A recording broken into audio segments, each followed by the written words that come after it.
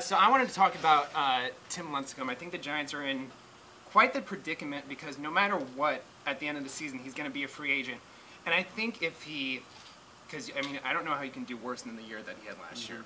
And I think even if he was to improve this year and maybe come back to form when he was a Cy Young Award pitcher, I think the Giants are in a predicament because do you give him a long-term deal? Because that's huge risk. He's going to probably want 5 years, $100 million.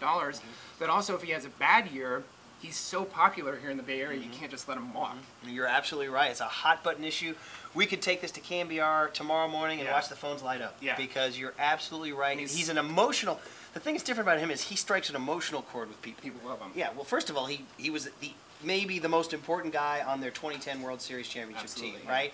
And as I told you, for guys older than you, that championship was so important. Yeah. It was such a valuable emotional experience for all of us that you look at Tim Lincecum differently than just a pitcher. You know what I mean? Yeah. He's kind of the symbol of the resurgence, you know, and the symbol of this. And you're right, last year was unbelievably brutal, but look what he did in October, right? Yeah.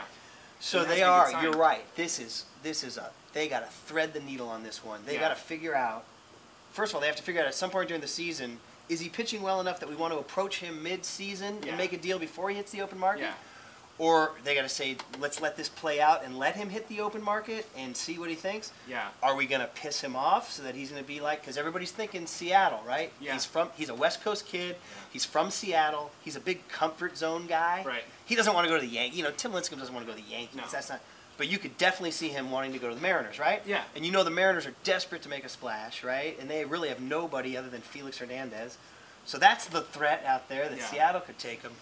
I'm with you, man. This is a really dicey one because he's so important emotionally, and yet you're not sure what he's going to give you. Yeah. And then also, you've heard him say in the past that he's okay taking, you know, year-by-year contracts. So you maybe think if he was open to, because since he's so young still, maybe a 3-year contract instead of such a long-term thing, and maybe that would be something. We really don't know.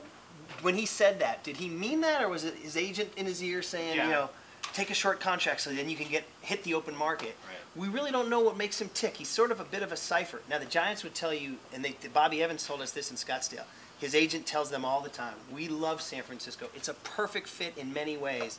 It's West Coast. It's like Seattle, but it's not Seattle where all his buddies are on him all the time, you know what I mean? And it's short flight from Seattle. So in many ways, it's a great fit.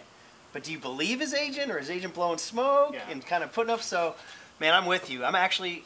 For a married man with 2 kids and a job and a mortgage, I'm disproportionately worried about Tim Lincecum's fate. I'm very concerned. Very good. Thank you.